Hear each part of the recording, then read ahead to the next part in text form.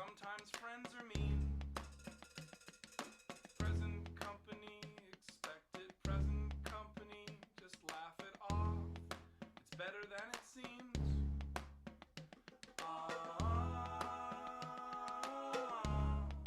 Present company, excluded in every way.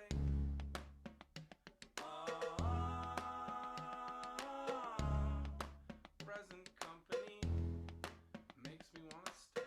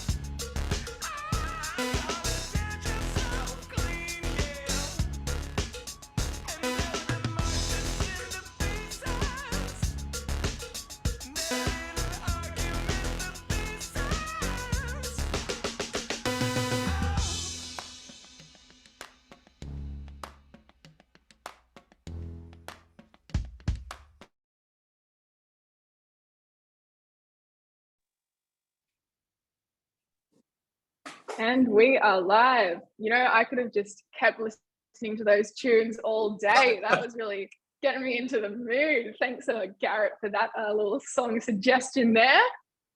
Welcome, everyone, my panelists here, and also everyone out there in the Zoom universe. Welcome to our live tasting session of Refraction. My name is Rihanna. I'm going to be your host today, and I am very excited to have just an all-star lineup of people here today with me. So we've got Garrett.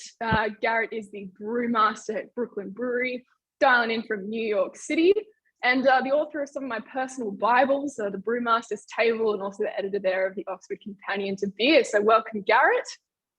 Thank you. We always say that we're dialing in from Brooklyn. You know, New York City is like too general. All right, dialing in from Brooklyn. All right, now we've also got Vinnie. Now, Vinnie might be a bit of a new face to a lot of people here in Oz. The Brewmaster at Russian River Brewing in California. We've got the Santa Rosa Brew Pub and also the brewery at Windsor as well. And for those who don't know, he is the man who pioneered a great style, the double IPA, which I'll be eternally grateful for. So welcome, Vinnie. Good to have you. Thank you. It's nice to be here. Thanks. Awesome. And now some of you might remember. I'll point out he remains the best at it. Well, as soon as he ships some of his beer over here to Australia, we'll be able to judge that one for you. Now, we've also got Joe on the line. Some of you might remember Joe's face from he dialed in for our Brooklyn Black Ops live tasting last year. So we're very lucky to have Joe back on. Hello, hello. Hey everyone, awesome to be back.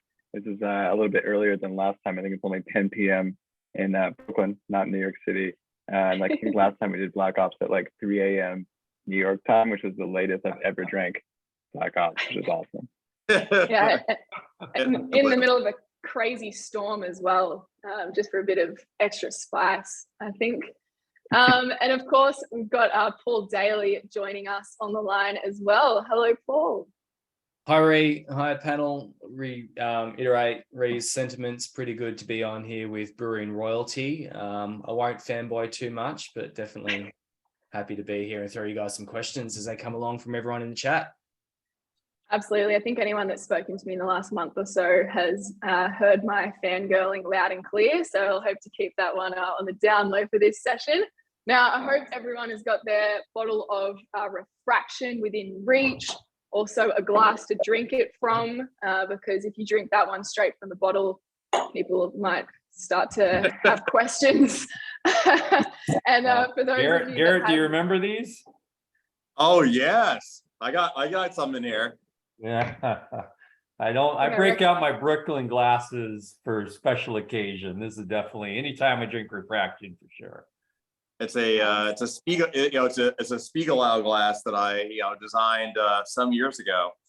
Specialized for one of my favorite beers, Sriracha Ace, which I'm planning to brew again, despite not telling anybody about it. Well, we'll definitely have to get some of that over to Oz. I think I recognize that glass, Garrett, specifically from a photo of you adding some vanilla ice cream directly into a glass of Black Ops. There you go. Which is something that changed my life for sure. One of the great desserts. That's how we do. That is how we do. Now, some of you also purchased tasting packs. So if you've got your little lemon sherbets and your peanuts, keep them handy as well. And there are going to be a couple of ways that everyone on the call today is going to be able to interact with the panelists. So I'm going to just throw over to Paul to explain that. Yeah, thanks, Ree. Everyone's been on Zoom, but usually we get on Zoom during our team meetings. So there is just one way to interact. Here we've got a Q&A, but we've also got the chat. So we've enabled the chat for you guys to be open to everyone. Just be careful. There is a drop-down box where you can specifically chat with host and panelists, but the chat is for everyone. Just to select the everyone, and that way everyone can see. That's for you guys to talk to each other. Some of you may know each other. Some of you are just really keen to get involved in the community. Anything you want to see that's just for the people on the attendees. I love this beer. Never thought of these pairings. Can't believe we're in a room with all these big names, that kind of thing.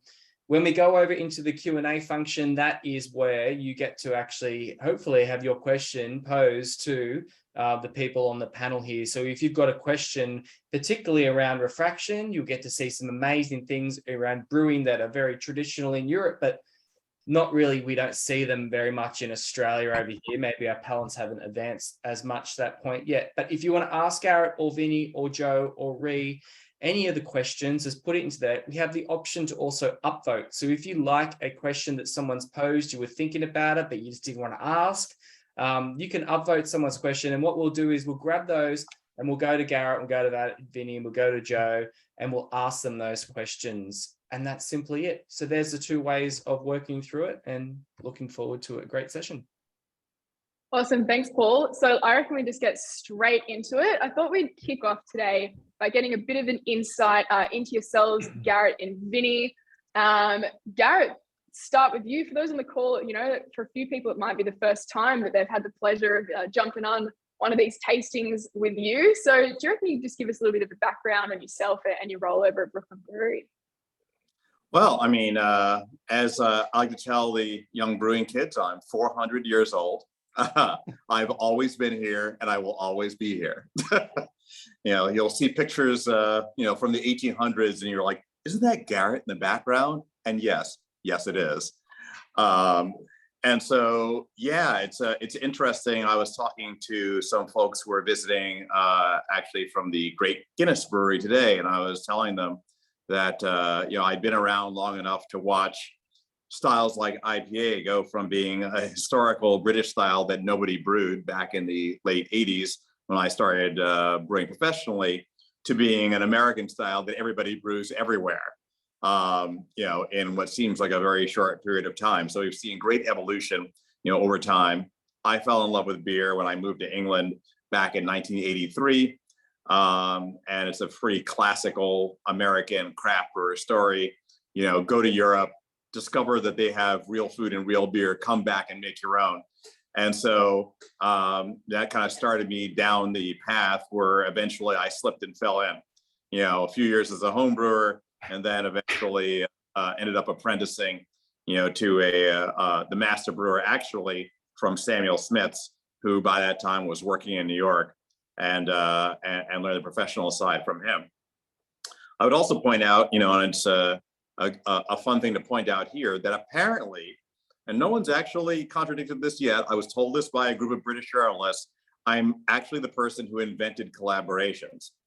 And since this has not been yet contravened, you know, they said they had actually done research, and that the collaborations that I started doing back in 1997 were actually the first ones. And the first 5 or 6 collaborations in the world were with Brooklyn Brewery.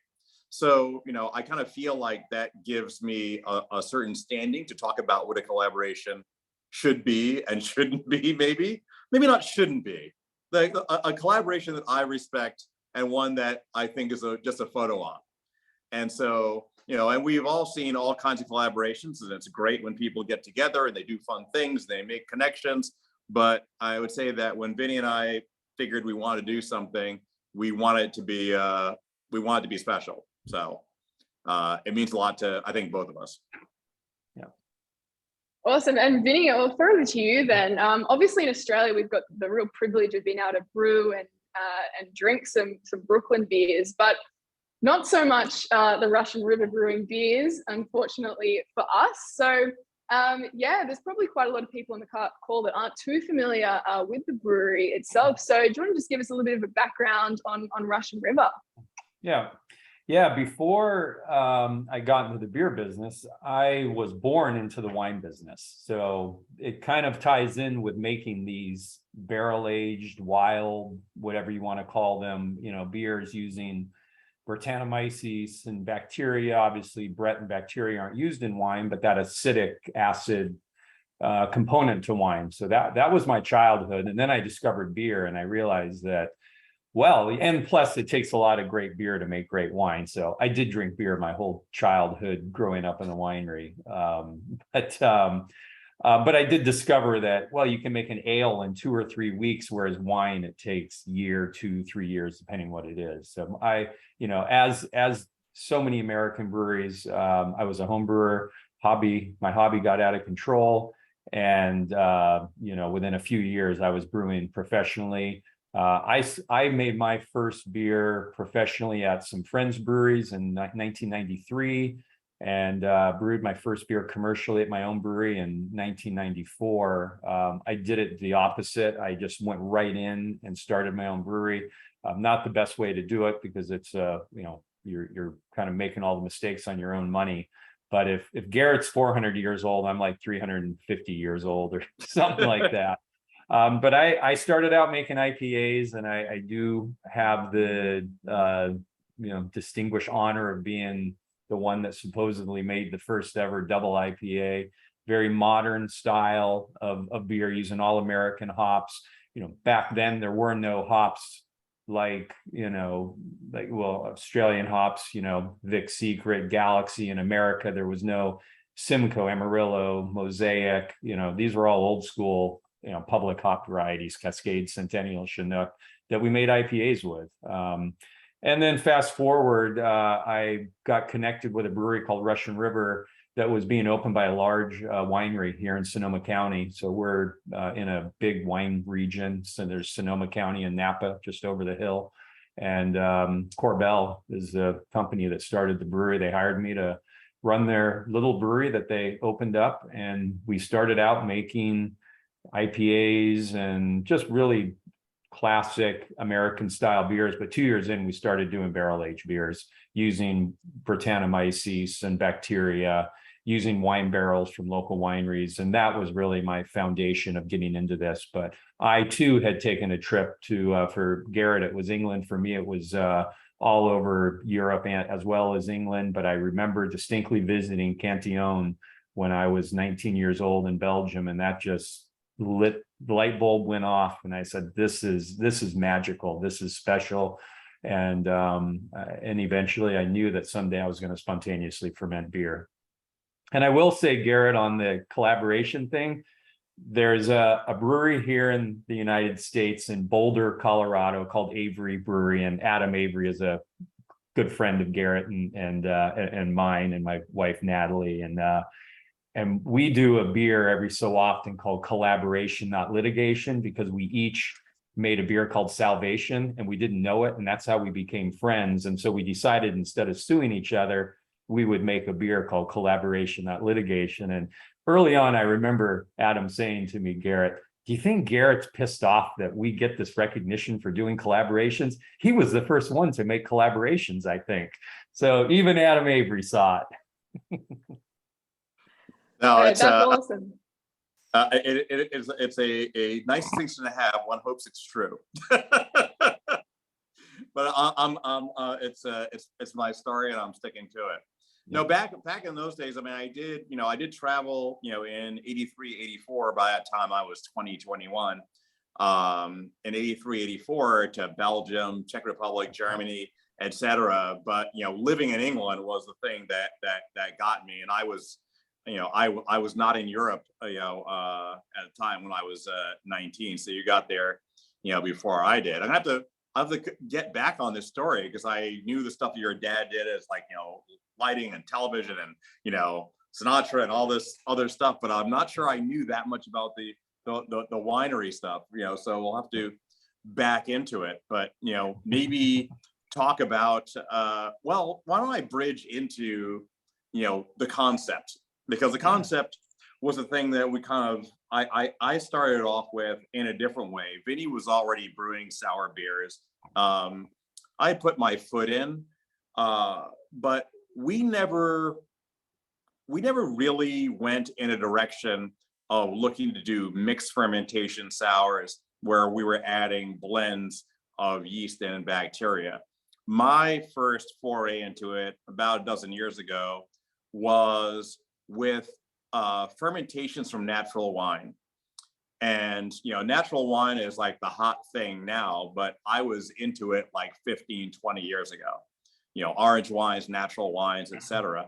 And I noticed that the way that these yeasts and bacterial strains played together in these wines was fascinating. They had a certain tension between them, But when they settled in well, they did some beautiful work. And I thought, that maybe they would work together in beer.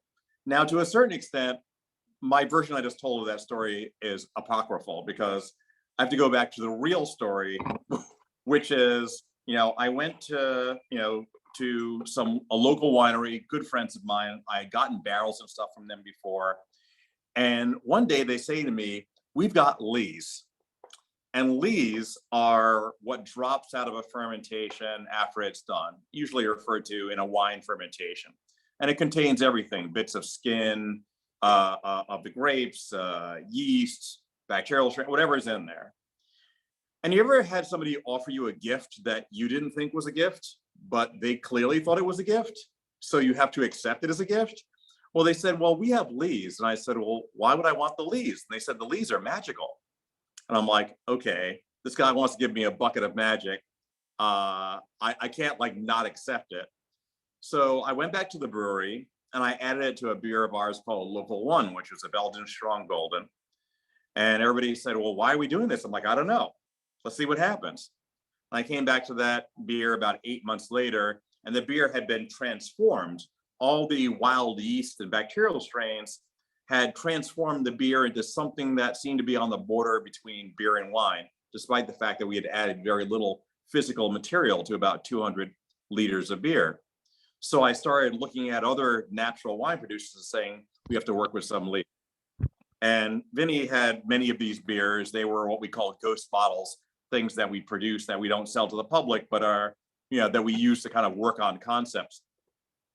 And I probably did about a dozen of those, the best known of which was actually released as Serpent, between us and Thornbridge Brewery in England, where we worked with Tom Oliver's cidery, completely natural fermentation of cider. We took all the sediments from his fermentations, added it in barrel to beer that we brewed in England. It was together in the barrel for 1.5 years and then re-fermented in the bottle. So then I had a further thought. Once Vinnie finally actually had the coolship of his dreams, I was like, what if the collaboration, finally the idea, we talked about we have to do something, one of these days we have to collaborate, but we didn't have the right idea. And I was like, what if you were to send me your wort? And then we brewed most of the beer, but all of the microflora was from Sonoma. And that's kind of where this kind of popped off from all of that, a few years ago, and we started scheming. And the idea to start was going to be a lees beer. That was the ongoing idea for years. Now it's a little, context here. There's the Craft Brewers Conference every year, as well as the Great American Beer Festival in Denver, Colorado every year, both of which Natalie and myself and Garrett always attend. We always end up at dinner most nights hanging out together. And we schemed this probably for close to a decade, maybe not that long, but we thought about this good and long. And then Garrett did drop the idea of sending, our spontaneous wort that we call Sonambic. So in Belgium, you have lambic, which is spontaneous fermented beer. But, any proper brewer would never use the term lambic because it's a protected word, if you will, a bit like champagne to sparkling wine. Or Trappist is another one in Belgian beer. So we came up with a playful term Sonambic, which is Sonoma, which is the county we're in California, and lambic contracted together. And the Belgian brewers actually will use that as an example. It's a great way to not use their terminology. I've actually seen letters written from very prominent Belgian lambic brewers saying, to other brewers, hey, why can't you be creative like Russian River and come up with this playful term? And that's what, so we make Sonambic as our version of lambic, our spontaneous fermented beer. And I should add, I didn't really finish on my story, that this winery Corbel started Russian River Brewery, and that's where we started doing our barrel beers. But in 2003, they decided to get out of the beer business. And so I traded my severance package for the Russian River name. And then a year later in 2004, Natalie and I reopened Russian River Brewery as our brew pub in Santa Rosa, California, which is in the middle of wine country. And then 4 years ago now, Windsor, California, the next town north of us, we have our big production brewery. So through this winery, we are able to take ownership of the brewery. So now Natalie and I have the brewery. It's our own little operation, and wild, funky, sour beers are a big part of what we do and what we love. And we have a whole wing of the brewery. And so this concept, and I don't know if now would be a good time to bring up some of the pictures. What do you think, Garrett? I think so. And Yeah. I will say, because Vinnie can't, that it is in fact the most beautiful brewery in the United States. I'll bring those up, and as we do that, Vinnie, I'll just ask a question from in the chat there. So, hi Vinnie, massive fan of Pliny. I think everyone is. Everyone's very familiar with your more hop-forward beers, but not familiar that you've got quite an extensive barrel age program. And as I bring it up, and also wants to know how long you've been releasing those for. So it's probably a good thing to chat through as we bring up these amazing photos. Yeah, so we made our first barrel aged beer in 1999, and it started out with a beer using one of our base beers, one of our Belgian inspired beers called Damnation, which is a Belgian strong golden ale, a bit like local one from Garrett. And but over time, we eventually started making recipes that were very specific to the wild beers. Now, these were not spontaneous fermented beers.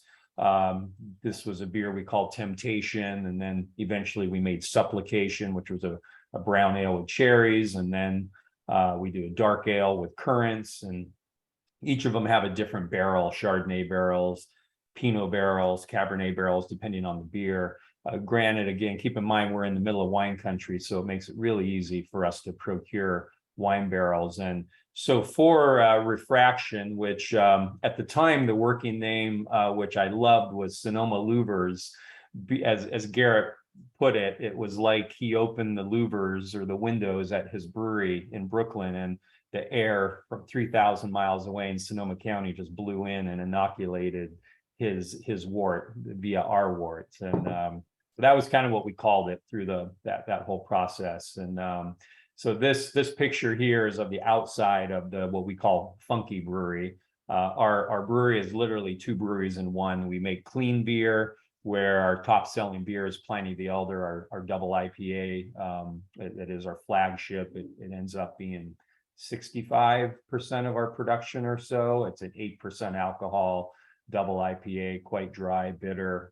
Been making it a long time. But yeah, we do this whole wild program. If you look in the picture on the screen, you'll see some tanks in the window on the left. That's where we process these beers. And on the right, you can see some barrels in the window. But up in that tower above the stainless Russian River logo on the outside of the brick building is our coolship. So it's up pretty high up. And maybe you can advance to the next slide. So we have this pretty beautiful room with a very shallow vessel, and the vessel itself holds, we'll maybe put about 24 hectoliters of wort in it. So it's not a large volume of wort by any means. And this would be just for our spontaneous beer, and then it'll go in typically on an evening, and it's typically during the winter when it's cool out. And if you look at the top of the tank, it's pretty much level with the bottom of the windows, that when you crack them, you get this almost convection effect of the cool air coming in, and it'll steam up, and then that steam will kind of vaporize up into the roof, and eventually exit through some vents that you can't see in this picture. Yeah, there you go. And that's just as the coolship is being filled one day. And so the idea is that it just sits overnight with the windows cracked, with the cool air coming in, cooling down, bringing in all the wild yeast from outside. It's yeast bacteria. There's a lot of trust There's a lot of patience that have to go into these this style of beer. So conventionally, when we make these, we'll then come in the next morning and it'll look like that previous slide. And then we'll typically put it into a tank just to homogenize it. And then it'll go into barrels. And we cross our fingers, as Armand de Belder once told me, spontaneous brewers brew between their pinkies. And then there was a pause and he crossed his fingers. It was a brilliant line. And typically within about a week to 3 weeks, we see fermentation in those barrels. And that is the most unnerving time, because it's totally opposite of how conventional beer is made. Conventional beer, you want to see fermentation typically within 8 hours or sooner. So here you really are acting more like a winemaker, like a natural winemaker. I should also note that in this room, all that wood is a very porous wood. It's a pine. It's white pine. And all of this wood has an even greater story. Here in the United States, we all owe a lot to Ken Grossman, who started Sierra Nevada Brewery. And Ken and his family are friends with Garrett and friends with Natalie and I. And they had built a brewery in North Carolina on the East Coast, south of where Brooklyn is. And they had to clear some trees out, and they milled most of all the wood, and they had some left over. And so I knew this, and I asked Ken if Natalie and I asked Ken if he would give us some of this lumber, and he did. And so we were able to line the entire room with North Carolina white pine from the property of Sierra Nevada Brewery. So it may not mean as much to you all, but here in the States, Sierra Nevada is a huge part of the craft beer history and still ongoing. And so it's just really cool that we're able to do that. You also see a bar in there, and our tours end in the coolship room. And so you get to drink funky wild beer from here. So for Refraction, Brooklyn scheduled a truck, a semi truck that was refrigerated. And you can tell the truck whatever temperature you want it to be. So we planned a couple days worth of these Sonambic batches, where we make a very traditional lambic style recipe using unmalted wheat and then barley, all aged hops. And the aged hops is a way to control the acidity level. The more hops we use, the more restriction you have on the bacteria and its growth. And so we have this Sonambic recipe that we made. We then pump the wort that is not fermenting at this point into these 12 hectoliter plastic totes. We loaded them onto this refrigerated semi truck. And then I procured all the barrels from a local Sonoma County winery that were used wine barrels. And that's a picture of our barrel room. And then those trucked across the country to Brooklyn Brewery. And if I remember right, we maybe even had scheduled 2 drivers. So they took turns. So there was no restrictions. They could get there faster to get this wort that hadn't fermented yet. It's being held at a temperature to where it's just maybe a little bit under where it would start fermenting, so that then I could hand it off to Garrett and he could take over. Well, so so this was the idea. The wort would come from Vinnie, and then we would brew 10 times as much of a similar wort, and all of the microflora from that wort would be the starter for our beer, and would go into the barrels that Vinnie sent us. So that beer is the first beer that we ever made that never touched stainless, until the end of its process. It was blended up. I mean, it was obviously in the kettle, but it was blended up. We took the wort straight out of the heat exchanger. So when it came out, we mixed it in tank, for about 24 hours with Vinnie's wort, so that it was well dispersed. And then we filled the barrels. And so that fermentation, started quite a bit later. on the right there. It looks like maybe I was pulling something else in the same session there on the left, because that's a darker beer. But it was the same day, in the barrel room. And you can see later in the process, I'm just pulling samples and labeling each barrel, because we had samples of each barrel, and we actually we ran lab tests on every one, which later came into blending. But if you want to go on to the next slide, you'll see. So barrel fermentation, which is something I had never done before. I had heard of barrel fermentation. Obviously, Vinnie was doing barrel fermentation, people doing food fermentation. This was a new thing for us. So these things got pretty frothy within, I'd say, a week to 9 days. So we're sitting there, we kept the room at, I don't know, it was about, it was running warmer than I wanted. If I remember at the time, it was maybe, 18, 19 degrees. We managed to get it down. It was kind of at the end of winter, going into springtime. And that was our old re-fermentation room, that we used to use for, for re-fermenting some of our bottle re-fermented beers. And we turned that into a barrel room. And I think there's a picture somewhere in there of just like the barrel room set up with the, so there we go.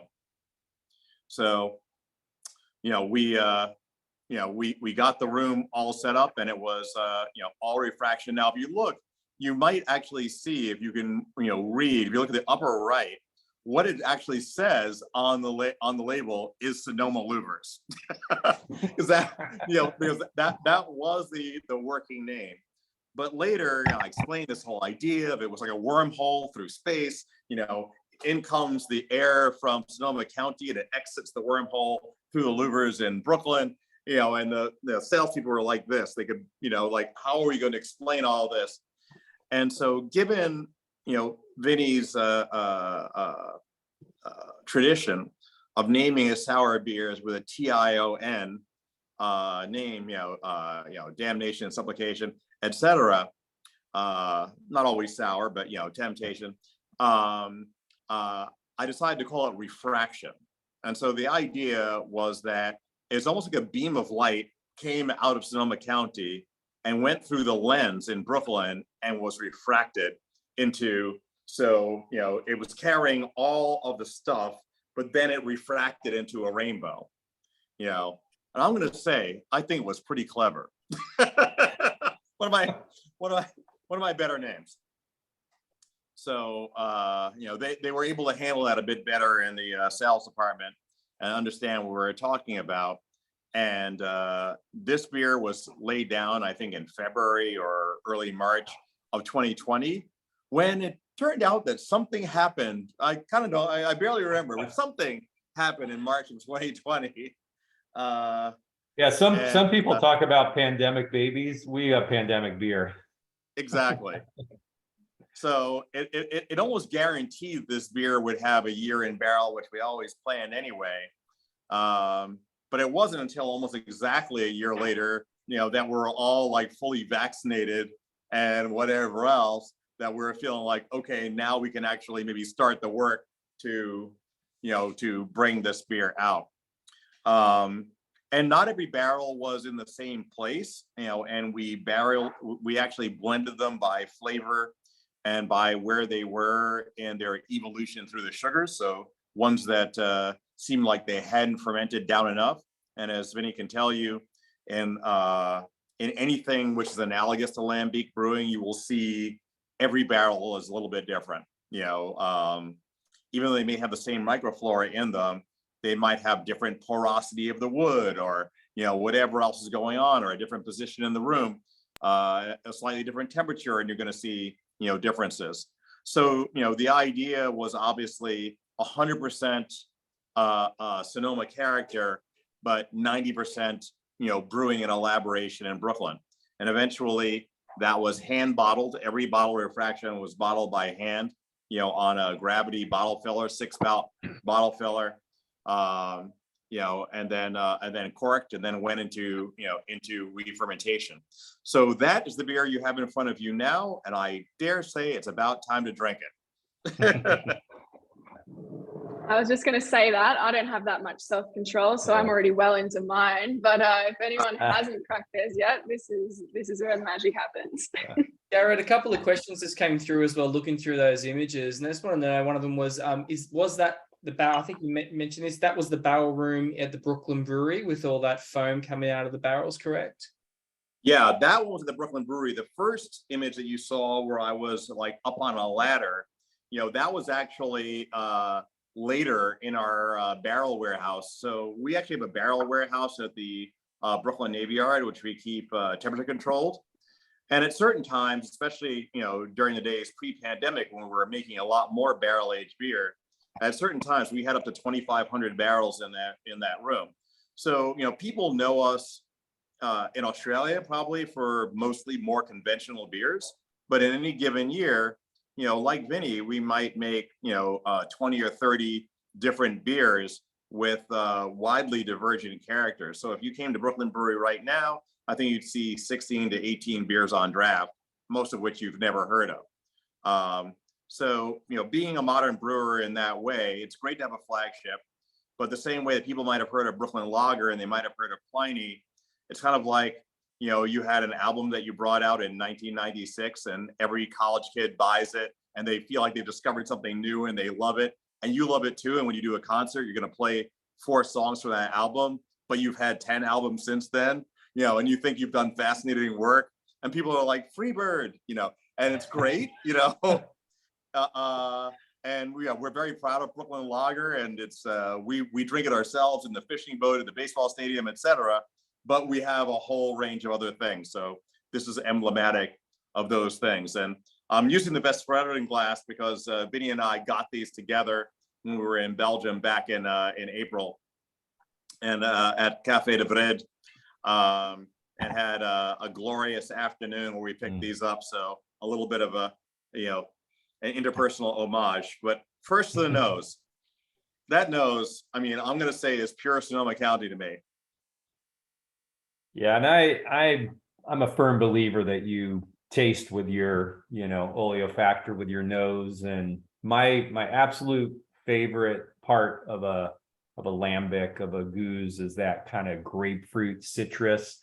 And as we ventured into making spontaneous beer at Russian River, I was thrilled as we got good at it, because some of those early batches were a little rough. But we had this grapefruit rind citrus quality to it. And to me, it makes for a beer that can stand on its own, great with food, but you can also drink it on its own. And I was thrilled when Garrett sent me samples. When you saw that one picture of all the different sample tubes, at one point, they sent us from Brooklyn a whole box full of bottle samples. I don't remember how it came, and it was just so fun to take through the barrels. And it's interesting because today I spent a good part of my day on the forklift in our barrel room, and just with some music playing in the background, really kind of a zen day for me. But tomorrow I'm going through and I'm going to go select barrels to make a blend, to make a batch of beatification, which is our spontaneous fermented beer. So the timing of this tasting tonight is perfect, and daytime for you, night for me. But it really captured this beer, the aroma, the flavor. It captured so many nuances of what we get in our spontaneous beer, but also in spontaneous beer in general. And it's really cool that we are able to ship these samples across, you can't get much farther from California to New York to Brooklyn and have it, make it, ferment. And yes, there were probably some dud barrels in there, but for the most part, some pretty magical stuff. And it really is a testament of what can be done in collaborative nature, but in creative, innovative ways to make super cool beers. And really, this is a thing. Now, I'm not going to say that in a certain way, Vinnie couldn't have, done a version of this himself, but I think that this is a beer that really expresses both of us and where we actually both had like a big hand in it. It's not one of those collaborations where, you know, you get together with your buddies and you're all 27, you all have the same tattoos, and you all have the same beard, you all have the same French work jacket, and now we're making another double IPA, and this one has Galaxy, and you're kind of like, oh Jesus, you know, like that's not a, like dudes, that's not a collaboration. I'm sorry, that's not a collaboration. You know, I've been to collaborations. I'm gonna say that's not a collaboration. That's like a brew day. You had some fun and good for you, but you know, this is something that, you know, is special, I think, because it really, I think both of us feel this way, but maybe even more in me. I would have been disappointed if this hadn't gone the way that it did, but I would have been more disappointed that I had let Vinnie down, you know, and that the beer wasn't what it, like what we had talked about for 10 years, that I would have felt bad about just not making a great beer. And what makes me happy about it really is as much that we actually expressed what we wanted to do, and that it went in the direction, you know, that our intuition and you know, and background told us that it would. One funny thing is, I taste this now, and I would say, and you can chime in on this, Vinnie. I would say that this is more acidic than modern Cantillon, but less acidic than Tre Fontana, generally speaking. It's more acidic now than Bone would be. And I feel like if I had 100% listened to you and really went and got, like, yeah, I put in some age hops, but not like, I was scared of those like really cheesy, old, funky hops that you said, like, you want to add like even more, like 2 or 3 times. And we were kind of like, I don't know. You're like, I like the flavor. Like, I don't know. So, you know, we could have stemmed some of this acidity, but the thing is, I think the acidity is righteous and it's in the correct, you know, place. Yeah. It's in the middle to high end versus what I would call modern lambic versus 20 years ago. But it also does not have an acetic quality. It's got beautiful lactic acidity, and the PDO is well developed, the Brett's well developed. And, you know, like drinking this right now, you know, I'm like super happy with it. Yeah. And I'll just throw in a little bit on the technical thing. You mentioned acetic, and for those that are watching, maybe you're not familiar, acetic acid is basically balsamic vinegar. And when you make any wild beer, whether it's with domesticated wild yeast bacteria or a spontaneous thing like we've done here, that is the one thing that you're always trying to avoid, is acetic acid. If we ever have barrels that have even the slightest hint of a balsamic vinegar quality acetic acid, we'll dump it, get rid of the barrel, get that thing out of our barrel room. We don't want it in the house. And that's something that every spontaneous brewer, wild brewer has to deal with. And you always will have a barrel pop up every once in a while, and any of it that goes into the blend will show.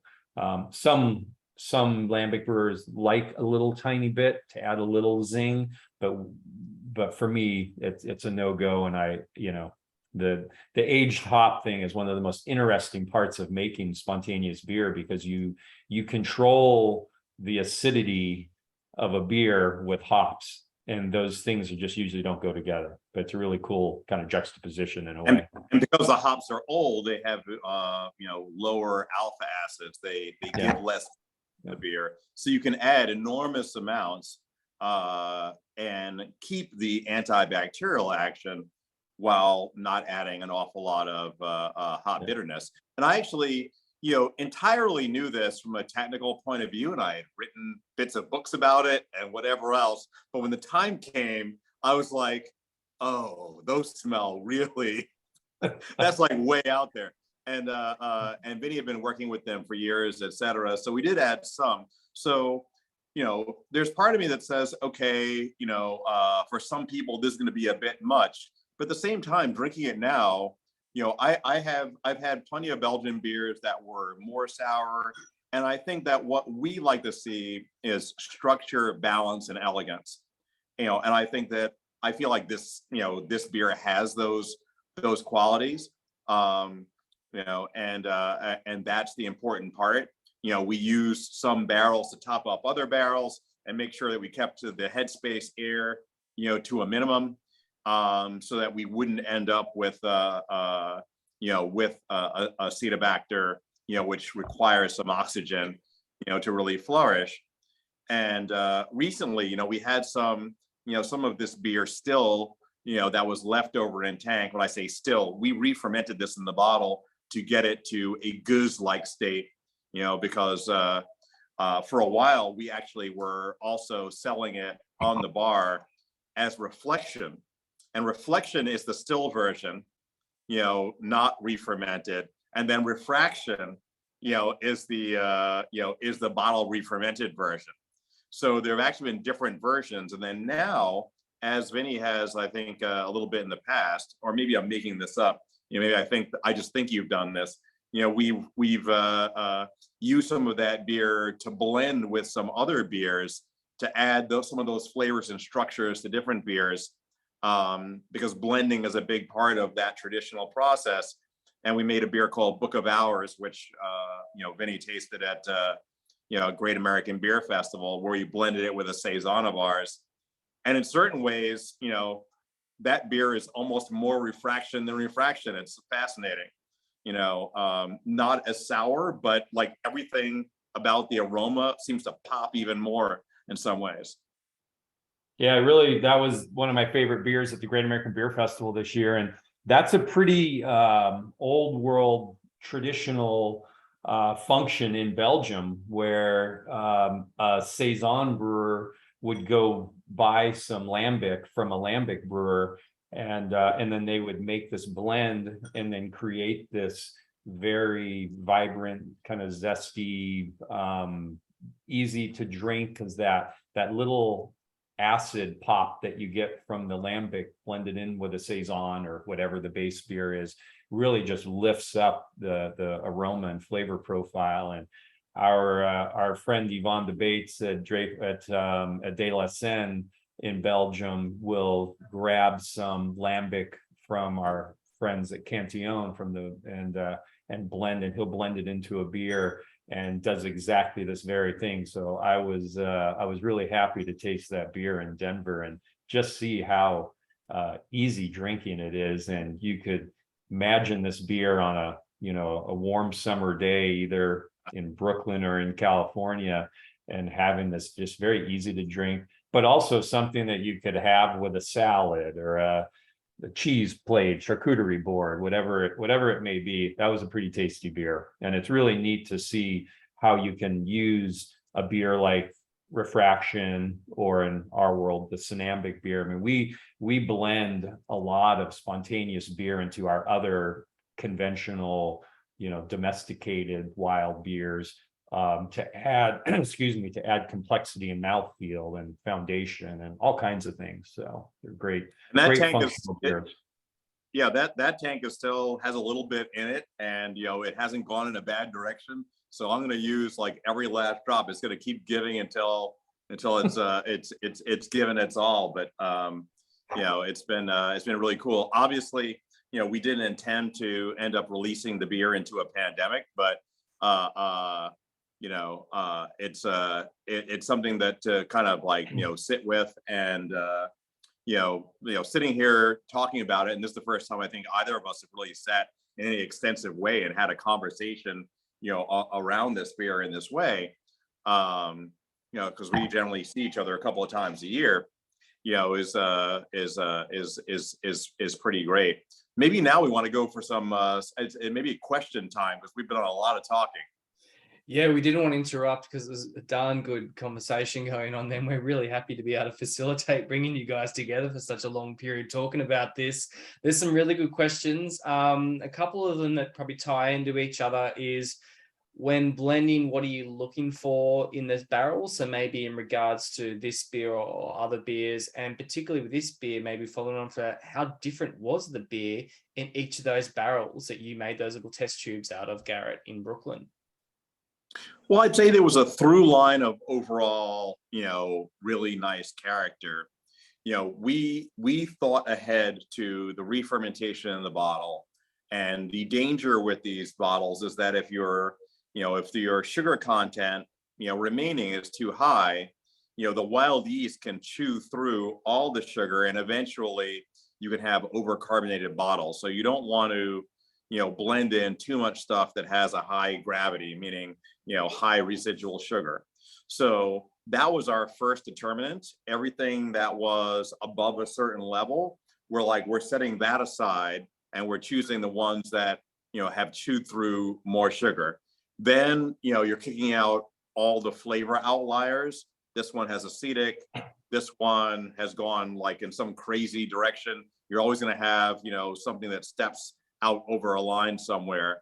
Every once in a while, you'll see one that's just, my God, this is beautiful. It should stand all by itself. We should even blend it in. But then it turns out that when you add it into the blend, it adds something that follows through and ennobles the blend, and you usually end up blending that in anyway.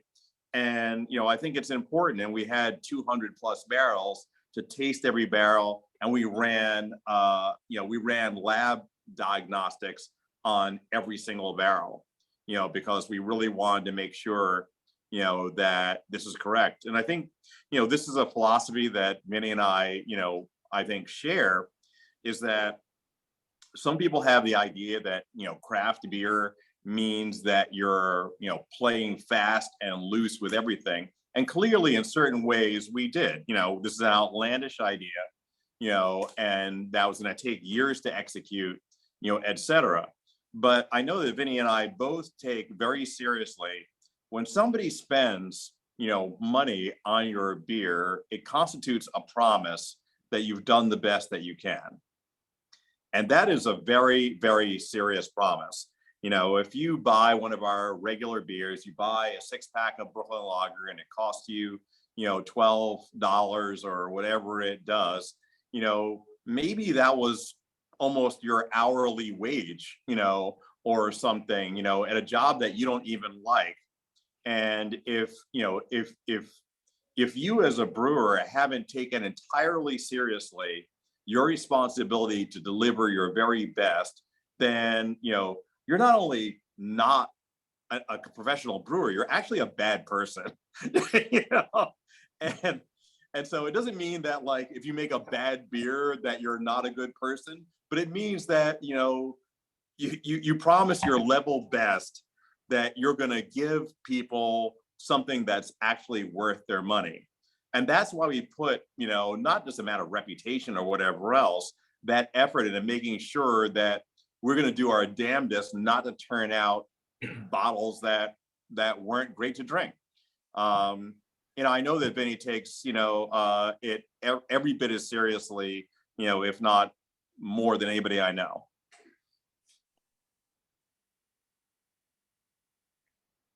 Anything to add to that, Vinnie, or are you pretty much all agree? I'll just add that when you're using wild yeast like this to make a spontaneous beer, that first 6 months, the beer tastes awful. It really does taste awful. You need to trust in your patience and the process. And sometimes the Brettanomyces wild yeast brings this horrible Band-Aid medicinal, like tire. Think about walking into a tire shop where you're going to get your tires changed on your car, and it just has that rubber smell. That sometimes is the aroma that Brettanomyces will exude. And so, but in time, the wild yeast and the bacteria kind of work through the process and break down some of the phenols, and then the bacteria may use some of them to create some more flavors that are positive. And that is the magic of spontaneous beer. There's a part of it where you just trust the process, and you have to just be very patient. And I just want to add and just reiterate and kind of back up what Garrett said.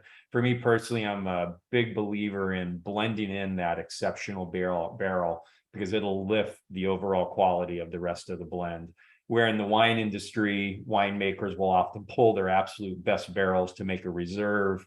I believe that our absolute best barrels of whatever we're making will then create an even better blend for everything else. And I do have those barrels when I taste. I empty all of our barrels. I do all of our barrel work myself. I taste every one of them as we're about to empty them. And sometimes there's like, oh my God, that is the most magical barrel. But it always goes into the total blend.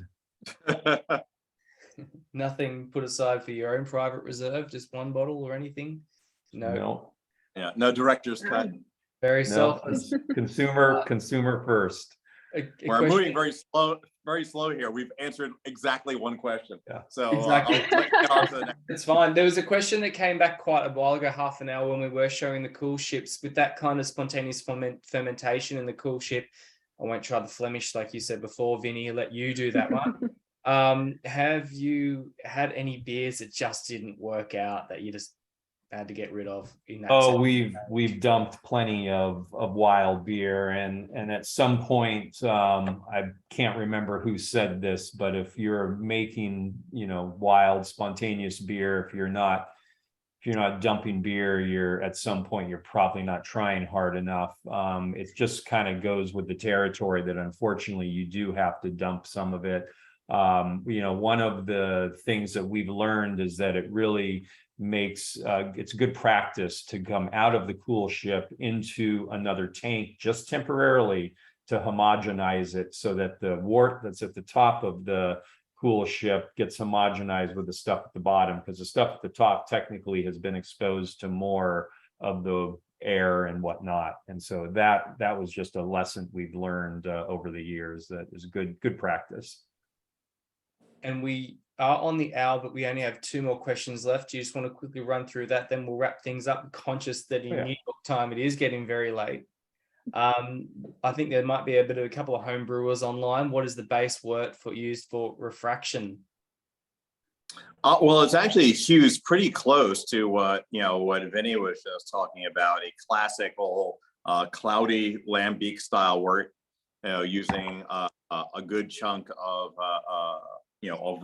raw wheat in it. Relatively low IBUs, so those would be hard to catch. I think we ran IBUs at the time, but I actually don't remember what they were. But the overall idea is, yes, we did use some aged hops, but not as much as Vinny would have, and not as aged as Vinny would have had the gumption to use. If we do this again, I might try that just to try to get some of that.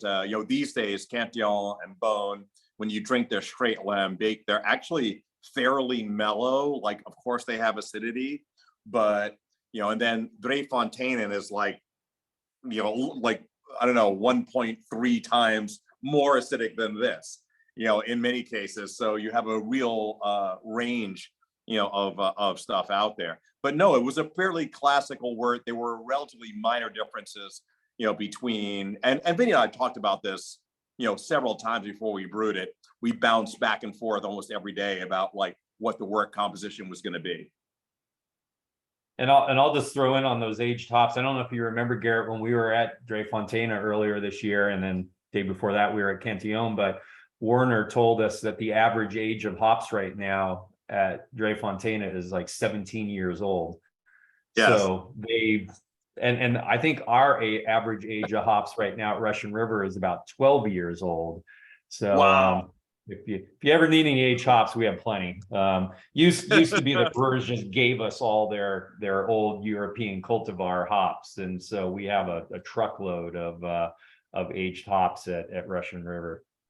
And boy, do they stink! But and that's the interesting thing, though, is that there's this window early on where they're super cheesy, but then as they age a little bit farther out, and you get to 2-3 years and beyond, there's actually this beautiful citrus note that's really hard to even wrap your arms around, that they can smell nice. It gets herbal, like a little like sage if you're out in the wild, and like there's some really beautiful herbal notes that come out of these with citrus when they get past that cheesy. In fact, the problem with most brewers using them, especially for any home brewers that are watching this, that maybe like they're not aged long enough, that you need to age them farther and deeper. Well, I've seen that. I mean, certainly we talk about, isovaleric character and, cheesy character, in hops. But, I remember once visiting the British brewer Harvey's, very, very traditional tower, 1800s tower brewery in the countryside, in England, beautiful brewery. And they had whole hops, and the whole hops were just like out there on wooden tables. I mean, like no chillers, no nothing.